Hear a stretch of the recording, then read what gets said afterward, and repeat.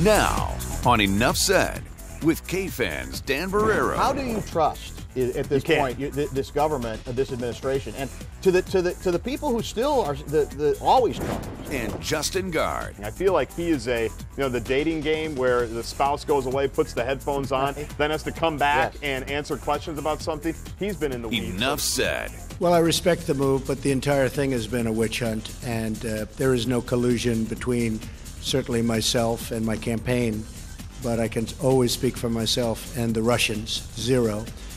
I think it divides the country. I think we have a very divided country because of that and many other things. So I can tell you. Welcome back to another edition of Enough Said. My name is Dan Barrero, joined by Justin Guard as always, and Lori Fisher in the control booth to start the extravaganza. Hi, Lori. Hi, guys. So many headlines out of Washington, D.C. Former FBI Director Robert Mueller will oversee a federal investigation into allegations President Trump's campaign collaborated with Russia. One of President Trump's latest tweets, "Getting ready for my big foreign trip, will be strongly protecting American interests. That's what I like to do." Dan. Well, there's a lot to kind of piece together. To unpack. It seems like pretty much every week. I'm going to give you three stories that I think are major, that I all put under the same category of, and I know the always Trumpers will never believe this, breathtaking incompetence. Not just incompetence, but breathtaking incompetence. And in all three cases, I think the quote-unquote cover-up is the bigger problem than the alleged crime on the front end. First one, of course, is the decision to fire Comey by Trump. And there are, by the way, some Democrats who wanted him out, so they're frauds on some of this stuff, too. I get that. But the idea here is once you make that move, whether there is any smoking gun of collusion, you make it appear like, what's he running from? And that changed everything. Which changed the whole dynamic, as we talked about to a certain extent last week. Right. Number two, you give away the intelligence to the former commies, okay, on some terrorist stuff, allegedly. And again, that's not, I don't think, has to be the worst thing ever. It's probably been done time or two before. But what follows? What follows is conflicting information. First saying Trump didn't do anything of the sort, right? Yep. From someone else in the room. I think it was McMaster. Yep. What does Trump say? Oh, yeah, I can say whatever I want to say. I'm the president, I can say it. So once again, the level of incompetence is the problem because they can't even get their stories straight. And it makes the original crime seem worse. And the third one, of course, is the allegation that he said what to Comey. Hey, you know, you really don't have to go down this road, do you, investigating, what's his name? I can't remember his name. Investigating who? Who are we investigating? Flynn. Who is the, You're Flynn, talking I'm about sorry. Flynn, yeah. Which is a whole other thing. He's a good guy. Yeah. He's misunderstood. Don't do it. Now, did he really say that? We don't know. But nobody's going to believe the denials because there's so little credibility because previous denials have been overturned or contradicted by the guy himself, the president. So how does it get any worse? From a competence standpoint, I don't know. No, and now we're breaking down in Zapruder-like film fashion, like meetings between Comey and Trump. You've seen that, right? Yes. Because Comey's big thing now is he didn't want to be buddy-buddy with the president because of how it would look optically, which I would also say then don't go to that one function, because you want hiding in the curtains, yes, allegedly. he's 6'8", by the way. Which is tough for him to hide he's at that height. 6'8", and he noticed Jimmy, as I think he called. Well, he called him Jim, but it sounds like he wanted to call him Jimmy. So who was hiding in the bushes? That was Spicy. That was Spicer. Okay, so Comey wasn't in the bushes. He was around the curtain. He was in the room. Trump brings him in. He wanted to give him like a little bro hug. Comey didn't want to do any of that. Meanwhile, again, I said I feel bad. He reached his belly button. Trump's a lot shorter. Yeah, I think, he is. Than Comey, and so I feel bad for all the press secretaries. We talked about that, but I also feel bad, especially with some of this Russia stuff and the Flynn stuff, for your guy Pence, because he's now been exposed like 3 or 4 times through this thing of not knowing anything. I feel like he is the dating game where the spouse goes away, puts the headphones on, then has to come back and answer questions about something. He's been in the weeds, so to speak, on a lot of that stuff too. So yeah. How do you trust at this point this government, this administration, and to the people who still are the always Trumpers who say, I don't care about any of this stuff. I still believe in his agenda. I still believe in tax cuts, whatever. What they miss is he's not going to be able to get half, if any of this done with all this noise out there. He's got to create enough interference so Republicans can vote along with him rather than run from him, which is what they're kind of doing at this point, especially when You got Fox News saying we can't get a Republican to come on TV to defend him right now. And Peggy Noonan wrote today, I thought, or Friday was spectacular, saying basically that the Republicans are basically saying we need to get some stuff done because we're 4 months in, and you don't, the midterms are what, 16 months out now at this point? So you don't have as much time as you think when you control all the power. So she said the same thing. She wrote the same thing. Let's stop all this so we can get to work and do the things that we want to do. Lori, can I get one more point in? Go for it. Real fast. On Flynn, what did Trump tell us? I'm going to drain the swamp. Yeah. What do we find out about Flynn with some good reporting? He gets $500,000. Thought it was 600 from Turkey. Maybe even 600. Yeah. And he also then, maybe by coincidence, maybe not, blocks a move of the previous administration regarding going after ISIS in Raqqa, I believe. And you sit here and say that's the sort of that's the guy who Trump is the guy who said I'm going to drain the swamp. Right. What's swampier than that conflict of interest? And Trump later turned around and he approved what the previous president had wanted to do in that case.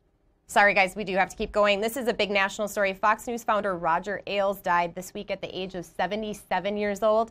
Police say he fell, hit his head, and was bleeding around about 8 days before he actually died. He has a huge resume, GOP operative for several presidents, and then helping transform TV.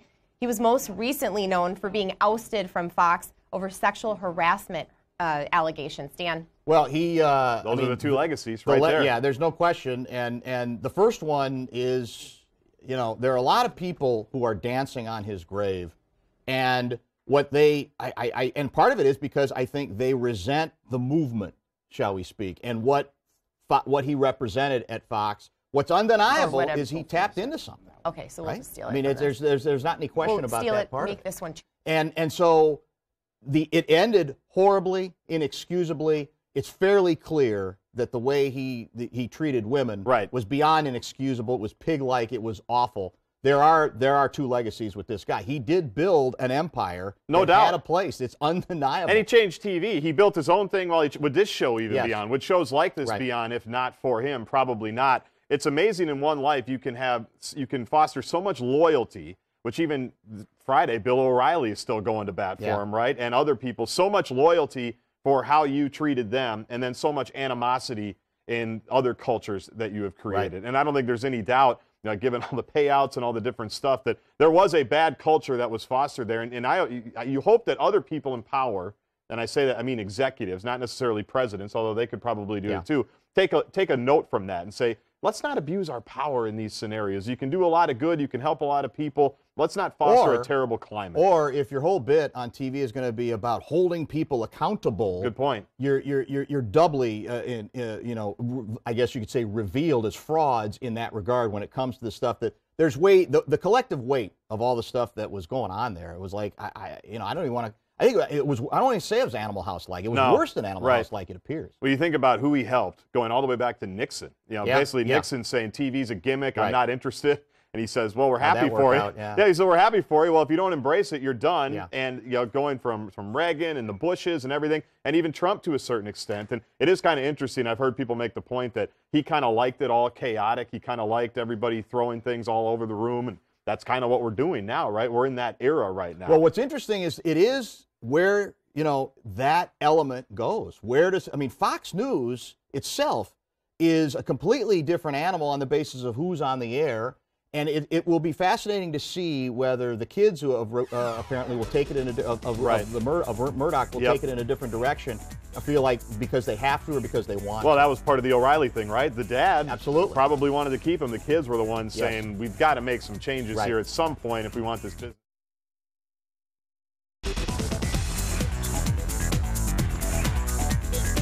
You can't allow that to be a distraction because at this point, when you get into the postseason, no matter where you're playing or who you're playing, you've got a big enough elephant in front of you you're trying to eat. If you try to do some other stuff too, it's too much.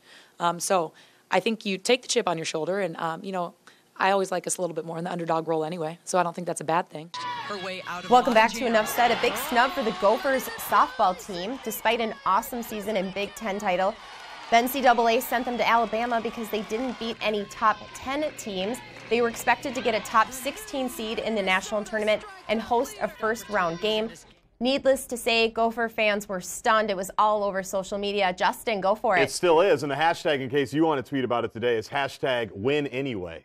That's what they're That's the going with. hashtag? It's become the cause, and for understandably so. They definitely got snubbed. We can argue about how snubbed they were. When you're ranked number 1 in the country by the coaches, who did some excellent trolling of the selection committee this week, odds are you probably should be a top 16 seed. We play in a lousy conference. I'm sorry. They must. It's not my fault. It's not the selection That was what fault. the committee basically said at the Big Ten was, we don't think you should play softball anymore because your best team clearly has no business being in the top 16.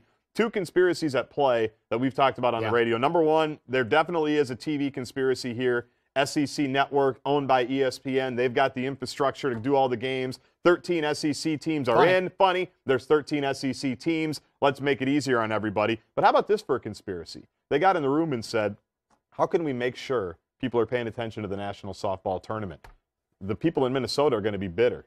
We're already flyover country. They've had a great year, but we can make a case that they shouldn't be seeded, and it's going to become the cause of the century, which it has. It has. If they were just a number 5 seed hosting a regional, would we even be talking about it at this point? We would be talking about it, sadly, only in lightning round. Maybe. You're right. Maybe. Which we did last week. And, yeah, that's right. We did. No, I'm not sure there's enough interest in softball nationally that this becomes a cause on this second conspiracy theory. But I think you're 100% right on within this community.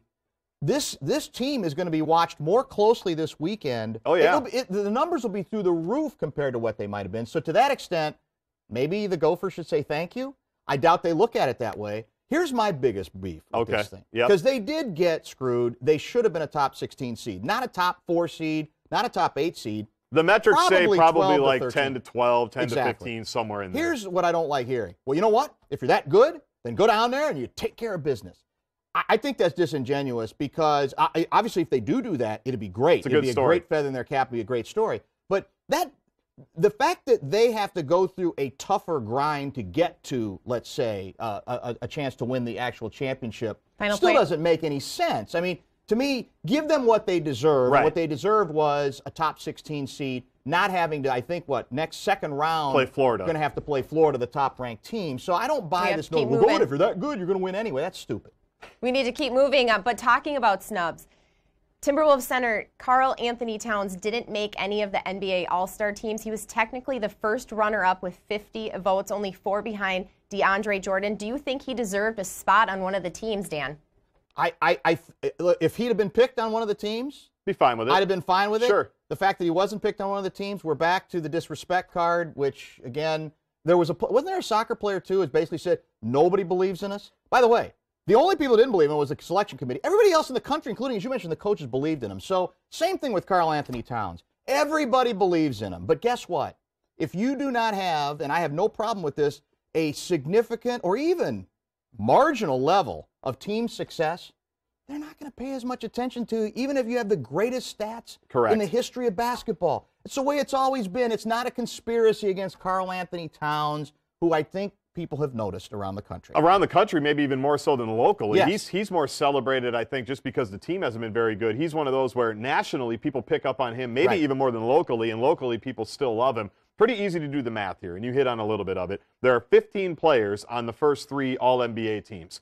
14 of them led their team to the postseason this year. The only one that didn't, Anthony Davis, does have a little bit longer of a track record. I think 2012. And he's a far superior defensive player. And he has that what's the word for it? Credibility, I guess, or bank of, they're on the top of somebody's mind. Anthony Davis, he's been good for a handful of years now. I just love the tweet, though. I've been disrespected before.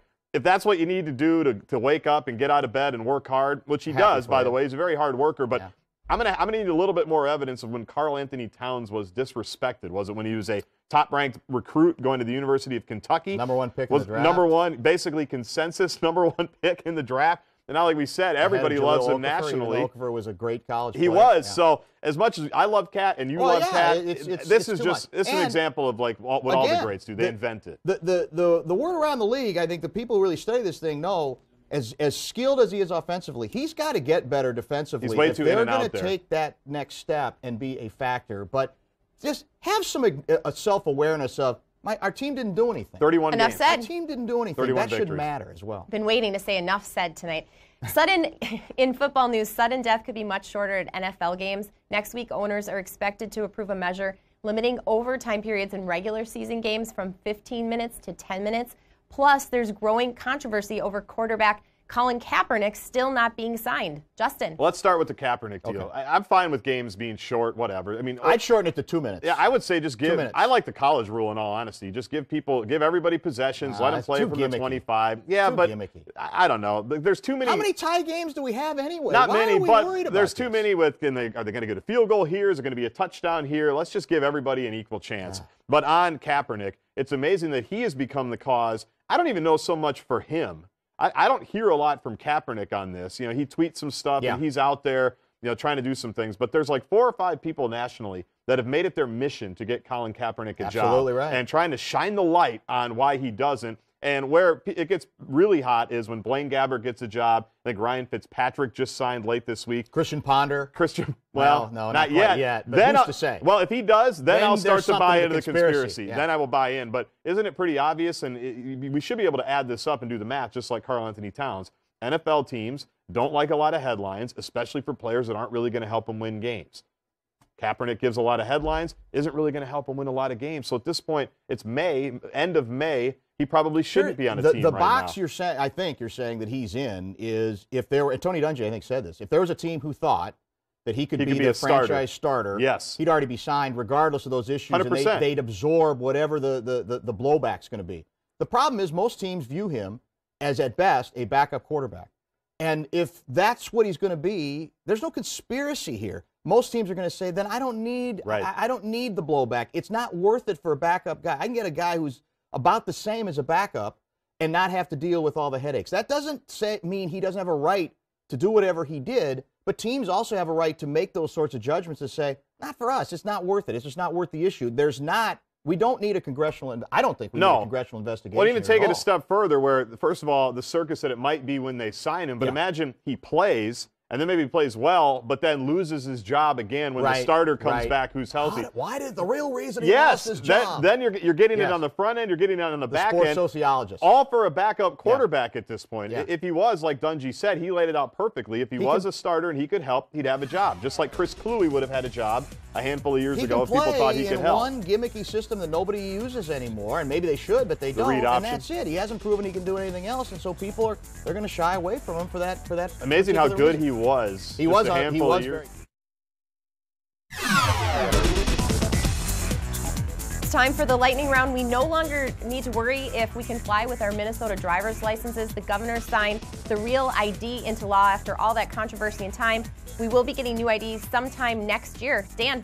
Well, the real trauma here is now I think we all got to get pictures again. I hate those pictures. I know. I hate those. They're always uncomfortable pictures. It's never fun. I think they're going to be higher resolution too because they're real. Yeah, it was an amazing saga that this went on this long, but people in authority did say we're going to get it compromised somewhere because you can't have people being unable to leave the state. I don't think. Right. So it looks like it's now you don't have to do the license and the passport and everything. And just in time, did you see that you're going to be able to drop off your bag just using your face? No. They're bringing that technology in, too, to the airport. A lot's changed. It's impressive. It's going to be unbelievable. High tech. And there's a hotel going out to the airport. It's all coming together. Next up, Patriots quarterback Tom Brady was playing with a concussion last season. His wife, the supermodel, didn't say when it happened in a TV interview. As we know, Brady won his 5th Super Bowl title last season, and I don't think it was on the injury report. Justin? No, he's always on the injury report because Belichick puts everybody on. He's been on the injury report for 15 years. Over kale and quinoa, I can't believe that this was a good conversation with Tom Brady and Giselle, right? Where he's, what are you doing? Because what do the Patriots hate more than anything? Distractions and everything, and now he's going to have to answer Giselle, to this. what are you telling? She's got to shut up? You don't tell Giselle to shut up. I don't think, well, maybe they don't even eat together. I don't know. Because she's always working, he's always working. Do you see the Drew Brees angle of this? Somebody asked him. Basically said I wouldn't tell my wife because I wouldn't want her to be worried. Am I the only one? I admit, maybe I'm too callous. I just don't care. If he wants to play, I understand the deal. Yeah, this stuff's supposed to be reported and there's a protocol.